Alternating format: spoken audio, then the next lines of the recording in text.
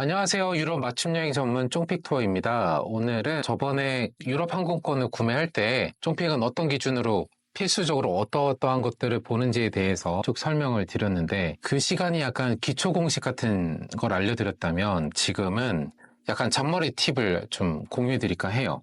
그러니까 왜 잔머리라고 했냐면은 이거는 그 상황에 따라 될 수도 있고 안 될 수도 있어요. 그리고 또 어떤 분들은 마치 이거를 어떤 필수적인 사항으로 알고 계시거나 오해하는 경우도 있어서 제가 겸사겸사 같이 한번 설명을 드려볼까 합니다. 자, 첫 번째로, 편도 따로 끊으시는 분들이 생각보다 많습니다. 어, 이거죠. 왕복 티켓이 100만 원이다. 그러면은 편도가 50, 50으로 생각하시는 분들이 은근히 많고요. 어떤 분들은 항공권 요금을 조회하실 때 보통은 왕복이나 다구간 옵션으로 설정을 하잖아요. 근데 다 필요 없고 그냥 편도만 조회하시는 분들도 있습니다. 그런데 기본적으로 편도가 저렴하지는 않고요. 왕복으로 그쵸. 하나의 항공사로 한꺼번에 끊었을 때, 같은 노선을 편도로 이렇게 끊었을 때보다 왕복이 훨씬 더 저렴해요. 그런데 이게 저가항공사나 이런 홈페이지를 참고하시는 분들이 이거를 좀 다르게 해석하셔서 그렇긴 한데, 일반적으로는 하나의 항공사로 한 번에 왕복으로 구매하시는 것이 가장 저렴하다고 보시면 되겠습니다. 그런데 이런 경우가 있어요. 예전에 뭐 카약 신공이다, 뭐 편도 이런 얘기를 했었는데, 그게 이런 경우죠. 그러니까 A라는 항공사가 인천에서 유럽으로 갈 때의 티켓 상황은 좋은데 유럽에서 우리나라로 올 때는 좌석이 없거나 너무 비싼 거예요. 반대로 B라는 항공사는 인천에서 갈 때는 어려운데 그 유럽 현지에서 돌아올 때는 B라는 항공사의 좌석 상황이 너무 널널해요. 그러면은 이제 도저히 그 하나의 항공사로는 티켓이 너무 비싸니까 편도 이렇게 따로 끊는다. 그것도 내가 어디를 거쳐서 오든 상관없다. 나는 그냥 편도로 해서 금액만 싸게 한다. 이 얘기를 하는 거거든요. 그렇기 때문에 편도 항공권으로 굳이 먼저 찾으실 필요는 없고 왕복으로 알아봤는데 그리고 또 내가 가는 기간이 뭐 추석이나 기타 어떤 장기간의 연휴 기간이다. 그러면은 그때 체크해보는 수단으로 보시면 될 것 같습니다. 그런데 유럽 가면 여행하다가 뭐 부득이하게 어떤 본인의 어떤 몸이 아프다든지 아니면 부득이하게 정말 집에 무슨 일이 있어가지고 급하게 오셔야 될 때에는 항공권을 갖다 날짜 변경이 안 돼가지고 편도 티켓으로 끊어서 와야 되는 경우도 있죠. 편도 티켓을 끊게 되면 대부분 발권하자마자 취소나 변경이 불가능한 경우가 많으니까 이 점을 주의해서 활용을 하셔야 되겠습니다. 자, 그 다음에 취소 수수료인데요. 취소 수수료는 특히 국내 항공사의 취소 수수료를 확인해 보실 필요가 있어요. 그러니까 이거는 그 공정거래위원회에서 국내 항공사들이나 이렇게 아무튼 여러 항공사를 대상으로 이제 기준을 어떻게 서로 협의를 해서 정한 게 있는데 출발하기 한 두 달, 한 석 달 전까지는 이제 국내 항공사들은 취소를 해도 1인당 페널티가 5만 원도 안 될 거예요. 그만큼 저렴한데 이제 반대로 출발이 임박하면 임박할수록 이제 페널티가 급격하게 올라가는 구조로 이제 만들어 놓은 케이스고 일반적인 외국계 항공사들은 취소를 발권하자마자 취소를 하나 출발 직전에 취소를 하나 취소에 대한 수수료는 동일한 식으로 이제 진행되는 게 일반적이거든요.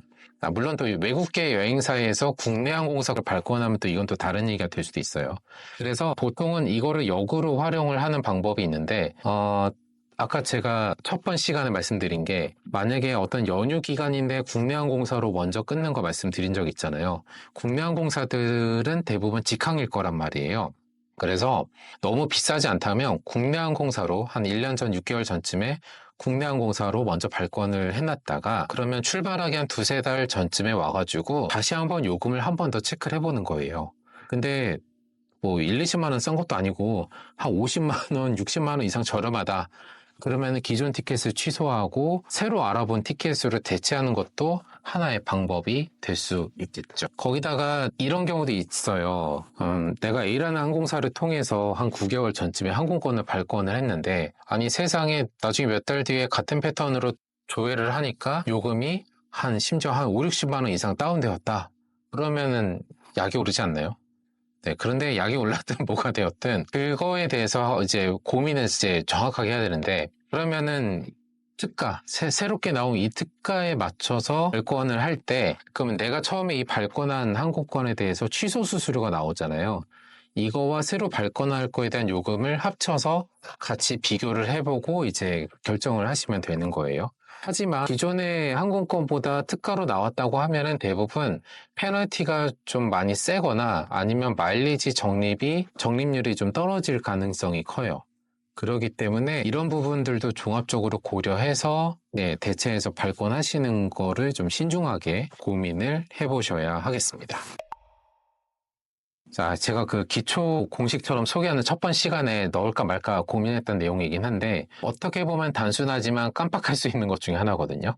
일단 출발일 설정을 할 때 만약에 5월 1일에 출발을 할 거다. 그러면은 5월 1일로 이제 날짜를 선택해서 조회를 하실 거잖아요. 그러면 항공사나 여행사에서 검색되어서 나오는 결과들은 다 5월 1일 날짜인 항공권들만 조회가 되어서 나올 거예요.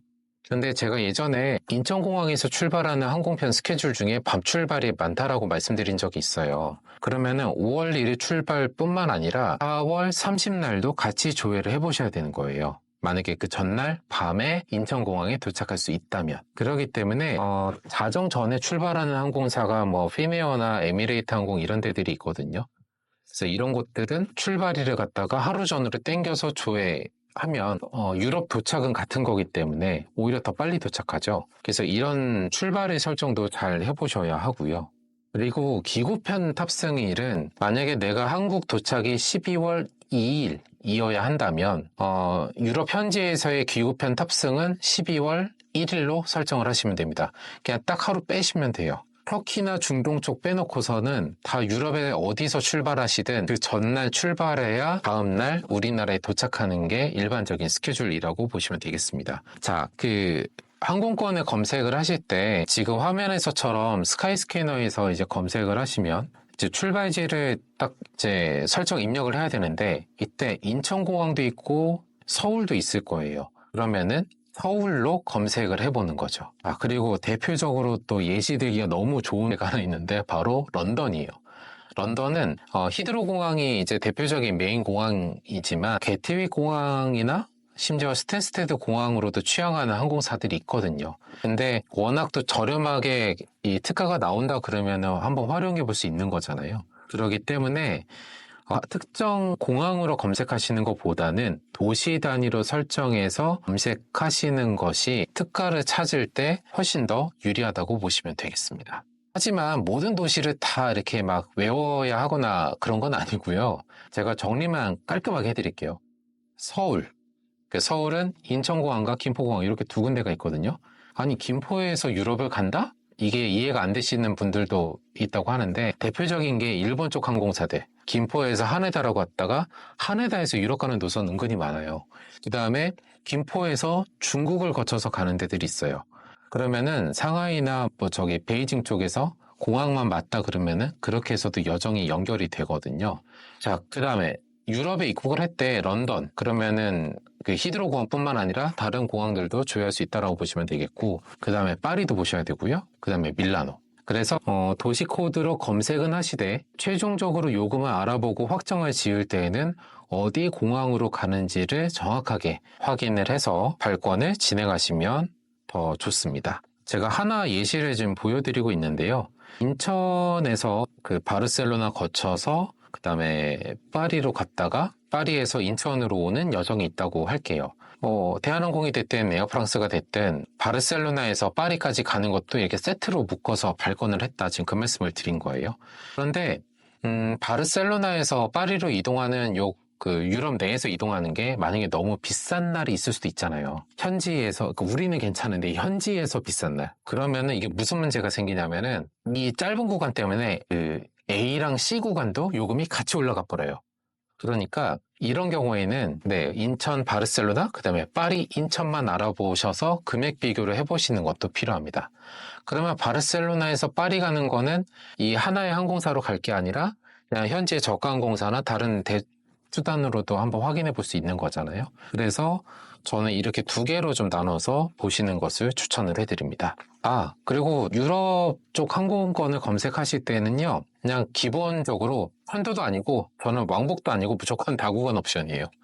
그러니까 다구간 옵션으로 선택해서 인아웃이 동일해도 검색 결과는 동일하게 나오기 때문에 네, 유럽에서는 다구간 옵션을 필수다라고 생각하시고 활용하시는 것이 제가 더 추천을 해드리는 방법이기도 합니다.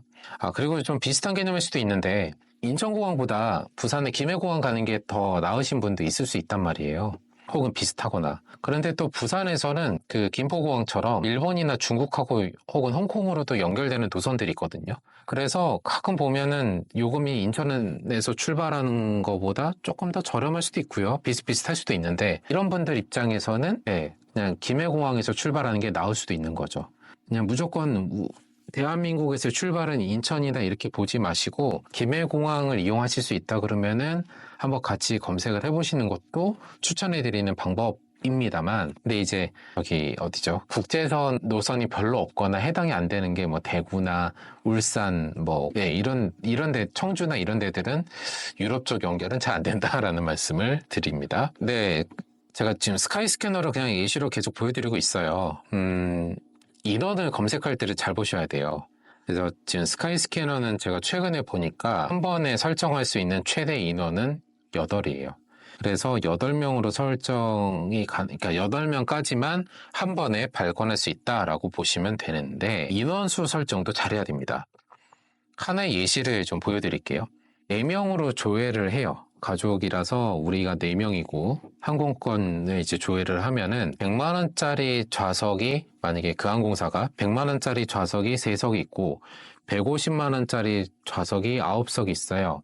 그러면은 상식적으로 100만원짜리 3개에다가 150만원 하나 이렇게 더해서 계산을 해줘야 되잖아요. 하지만 이게 시스템 문제도 있고 하기 때문에 대부분의 검색 시스템들은 아마 150만원짜리 4개의 합산 금액으로 아마 결과를 노출시켜 줄 거예요.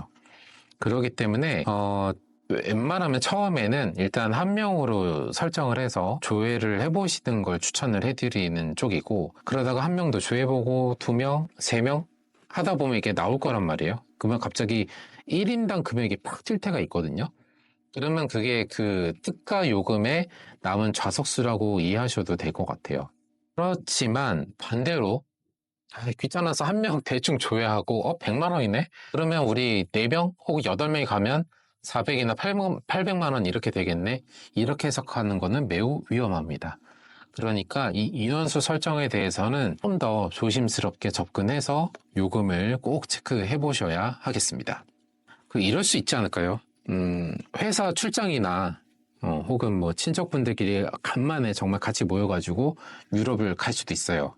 근데 이게 인원이 10명이 넘을 수도 있다라는 거죠. 근데 일단은 10명이 넘으면요, 여행사에도 요청하시는 게 안전한 방법이에요.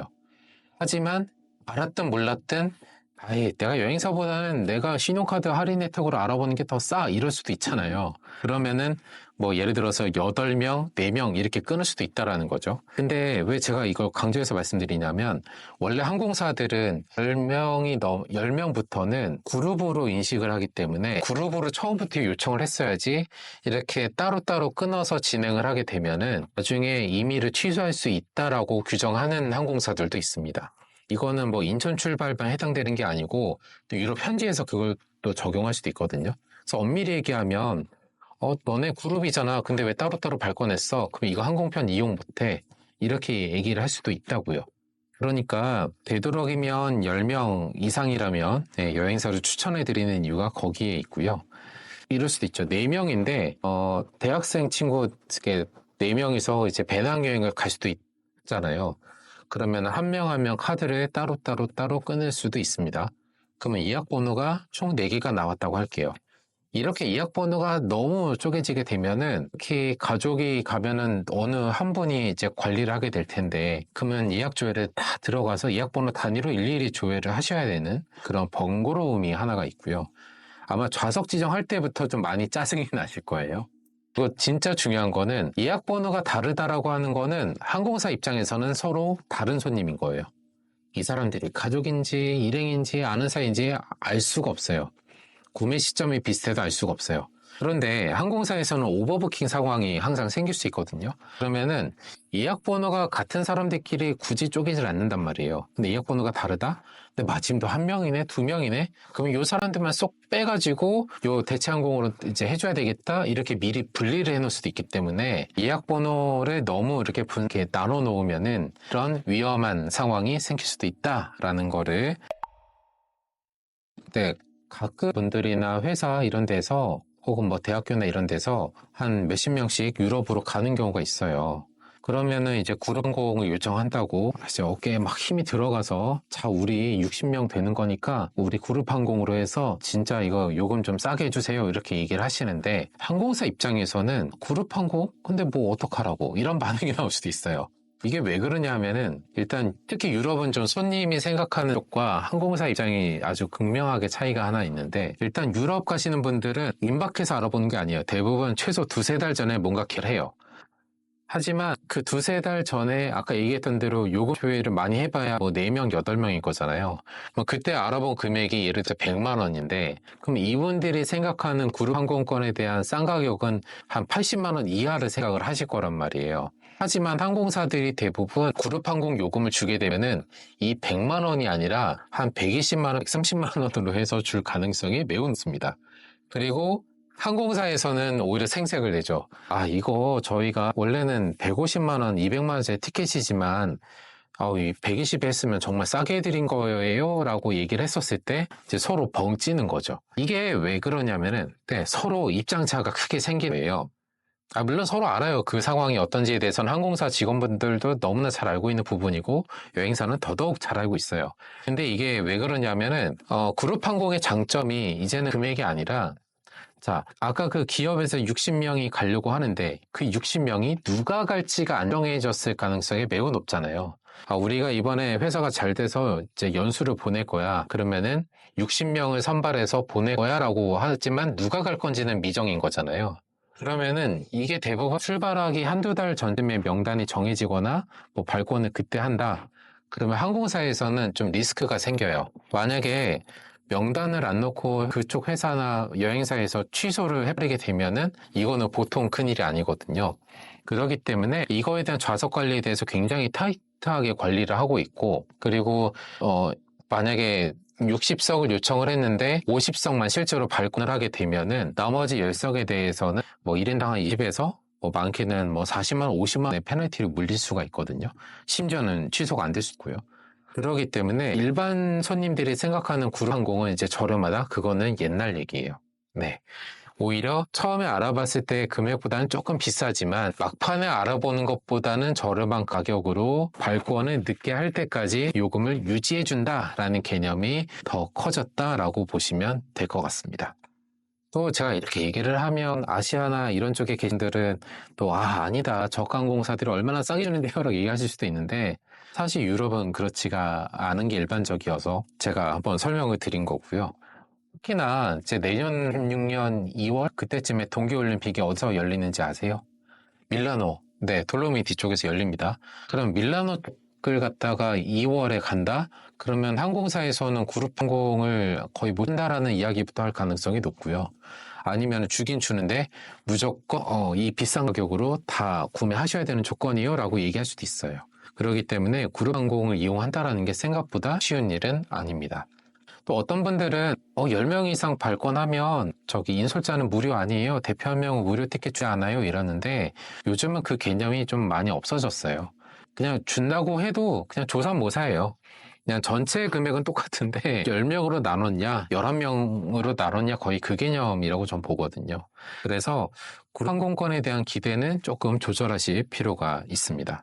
자, 제가 앞에 장황하게 막 그룹 항공에 대해서 설명을 드렸는데 자, 이런 그룹 항공이 타이트하기 때문에 이걸 거꾸로 활용하시는 분들이 있습니다. 이분들의 이론은 뭐냐면은 자, 그룹 항공은 기본적으로 한 출발일 기준 45일 전 3주, 2주, 1주 단위로 해서 뭐 취소를 하든 걷어가든 뭐 발권을 하든 이런 과정들이 있어요. 그러면 이 시점에 취소 티켓이 나오니까 그거를 내가 딱 낚아채서 난 특가로 이용하겠다 이거거든요. 하지만 항공사는 실제 판매할 좌석보다 조금 더 많이 판매를 해요. 물론 그걸 다 살 수도 있고 하지만 이렇게 취소된 거를 감안해서 판매하기 때문에 아마 대부분의 항공사들은 여기서 취소 티켓이 나오더라도 이거 못 팔았으니까 이거라도 좀 싼 가격에 마저 팔아야지 이게 아니라 취소될 줄 알았어. 그러니까 이거는 그냥 이제 끝. 이 여행사는 이제 앞으로 10통만 더 판매를 하면 돼. 이렇게 생각하는 게 일반적인 입장이거든요. 그러니까 예전처럼 그룹 항공이 취소돼서 내가 그거다가 딱 이렇게 특가로 쓸 수 있다? 그거는 쉽지가 않다라는 말씀을 드립니다. 만약에 진짜 어느 여행사에서 크게 사고를 쳐가지고 한 40석을 갖다 판매 자체를 못했거나 깜빡했다 치고요. 그러면은 이게 막판에 체크가 되면은 어떻겠어요? 우리가 그 티켓을 산다 한들 급출발일 가능성이 매우 높겠죠. 그러면 항공권은 그렇다 치고 유럽 내에서의 도시간 이동 교통비나 호텔비는 매우 비쌀 거기 때문에 이렇게 약간 다이나믹한 막판에 취소 티켓을 노리는 것보다는 오히려 처음부터 일찍 준비하는 것이 훨씬 더 효율적인 방법이다라고 보시면 되겠습니다. 자, 이거와 연결되는 마케팅 중에 하나가 바로 공동구매 혹은 땡처리라는 이름의 티켓 판매가 있습니다. 이거는 아마 항공사에서는 못 볼 거고요. 대부분은 여행사 쪽에서 이런 개념으로 판매하는 곳들이 덜어 있습니다. 그러니까 이런 경우가 있죠. 그룹 항공 발권을 위해서 발권을 해야 되는데 이 여행사가 패키지 판매를 하면서 진짜 열심히만 딱 8명만 모였어요. 그리고 이제 출발이 한 3주밖에 안 남았어요. 그러면은 이 기간에는 이제 우리가 더 손님이 우리 상품으로 예약할 가능성이 적기 때문에 차라리 이 항공만 이용할 사람을 찾겠다라는 원리로 이제 공동구매는 땡처리란 이름으로 티켓 판매를 하는 거고요. 사실은 유럽보다는 단거리에서 이 판매가 좀 많이 활성화된 편이긴 한데 이거를 활용하실 때 주의하실 점이 있어요. 자, 제가 10명이 되어야 발권이 가능하다고 했잖아요. 근데 나 혼자 추가가 되면요. 이제 9이에요. 근데 그 남은 1명에 대해서 더 이상 추가적인 예약이 없게 되면은 원칙적으로는 그 항공권 자체를 발권을 할 수가 없게 돼요. 그럼 내 일정도 취소가 되는 거예요. 그래서 여행사에서는 나중에 손님이 엄청 컴플레인할 걸 알기 때문에 이거를 가만히 섞기 깨알 같은 글씨로 적어 놓습니다. 혹은 상담원 분이 작은 목소리로 얘기를 했을 거예요. 그래서 이 공동구매나 땡처리 이런 이렇게 그룹성 티켓들은 그 최소 출발 인원에 대한 리스크를 꼭 감안하셔야 되고 그 다음에 출발 임박 시점에 뜨는 거기 때문에 아까 제가 얘기했던 호텔비나 이런 게 비싼 거 또 하나 그룹 항공의 특성이 뭐냐면 나 혼자 이렇게 쏙 날짜 변경을 하거나 이러는 게 현실적으로 불가능해요. 그렇기 때문에 티켓을 구매한다? 그러면 구매할 때부터 그냥 취소, 변경 불가 티켓을 구매한다라고 이해하시는 게 오히려 더 좋다고 할 수 있습니다. 그리고 그룹 항공은 아마 개중에는 항공사 카운터를 갈 때 일반 손님들처럼 일반 카운터에 가지 못하고 아마 단체 카운터에 가야 되는 경우도 가끔 있거든요. 그래서 이래저래 항공사 부가 서비스 신청도 그렇고 조금 불편한 점이 없지 않아 있다라는 거를 알아두시면 더 좋겠죠. 자, 언제 구입하면 좋을까요? 라고 했을 때 그 언제라는 게 언제부터 빨리 구매하는 게 좋을까요?도 있지만 무슨 요일에 구입하면 좋을까요? 라는 질문들도 많이 합니다. 근데 화요일하고 목요일이라고 이야기를 많이 해요. 하지만 일반 개인 손님, 1명, 2명인 경우에는 꼭 이 날짜에 맞춰서 구매를 하는 게 저렴하냐? 그렇지는 않다라는 거죠. 어차피 유럽까지 연결되는 항공사들은 많기 때문에 여러 요인에 의해서 꼭 화요일, 목요일 아니어도 다른 선택의 폭이 넓다라는 거고 결정적인 게 뭐냐 하면 화요일이나 목요일에 출발하는 항공편도 조금 상대적으로 적은 편이에요. 그러니까 유럽까지 매일 취항하는 게 아니잖아요. 그렇기 때문에 주 한 3, 4회 패턴인 경우에는 평일에는 이빨 빠진 요일도 많다라고 보시면 돼요. 그래서 그냥 요일에 대한 개념은 주말 출도착은 비싸다. 그 다음에 평일 중에서 굳이 구분을 하면 월요일과 금요일 요자가 그 다음으로 비싸다. 그럼 나는 화수목 위주로 알아보는 게 그나마 좀 시도해 볼 수 있는 방법이다 라고 보시면 될 것 같습니다. 자, 시크릿 모드는 그 웹브라우저에서 이제 그 쿠키라는 게 있어가지고 이제 그게 나의 어떤 정보를 가지고 있어서 아마 그게 활성화된 메타서치나 여행사 페이지 이런 데 들어가시면 내가 그 전날에 어떤 조회한 기록이 있을 거잖아요. 그럼 다시 접속을 했을 때 출발지, 도착지, 출발일과 도착일이 아마 그대로 세팅될 거예요. 그래서 이런 게 대표적으로 쿠키가 적용된 예라고 보시면 되는데 항공사나 그러니까 여행사나 그냥 메타서치 쪽에서는 내가 검색을 많이 하면 항공권 요금 비싸도 난 구매할 가능성이 높기 때문에 비싼 가격에 불러도 된다. 내가 호구가 안 되려면 쿠키가 적용되지 않는 시크릿 모드로 설정해서 구매를 해라. 이제 그 얘기거든요. 근데 사실 시크릿 모드에 대해서는 제가 좀 몇 번 비교를 해봤는데 금액 차이는 안 나요. 네, 안 나요. 그럼에도 불구하고 금액 차이가 난다라고 막 보여주시는 분들도 있거든요. 근데 제가 유심히 보면은 조금 차이가 있는 게 일단 항공권은 워낙 제가 경쟁이 치열하다고 했잖아요. 그래서 항공권에서는 마크업을 한다고 해도 비싸도 한 1% 이상 붙이기는 쉽지가 않은 구조예요. 그렇기 때문에 일단 이런 생각이 있고, 그리고 이건 저의 추측인데 실시간 항공이라고 하는 게 뭐예요? 그 실시간으로 이제 항공사랑 뭐 여행사의 어떤 요금 조회를 갖다 반영을 해서 그거를 갖다 비교를 해주는 거잖아요. 그런데 이게 그 여행사와 항공사를 이어주는 이 시스템을 또 이렇게 관리를 하는 이런 또 큰 회사가 있거든요. 그럼 이 회사를 통해서 이제 여러 업체들이 이용을 하는 건데, 그러면 이 시스템을 이용을 할 때마다 서비스 이용료가 들어가요. 뭐 0.1원이 됐든 1원이 됐든 조회할 때마다 우리가 구매를 안 해도 서비스 차지가 부과가 되고 있는 거예요. 그래서 일부 가격 비교를 해주는 곳에서는 이거를 매번 하질 않고 그냥 가끔 하는 데들도 있어요. 그러면 이게 제가 그렇게 추측을 한다는 거예요.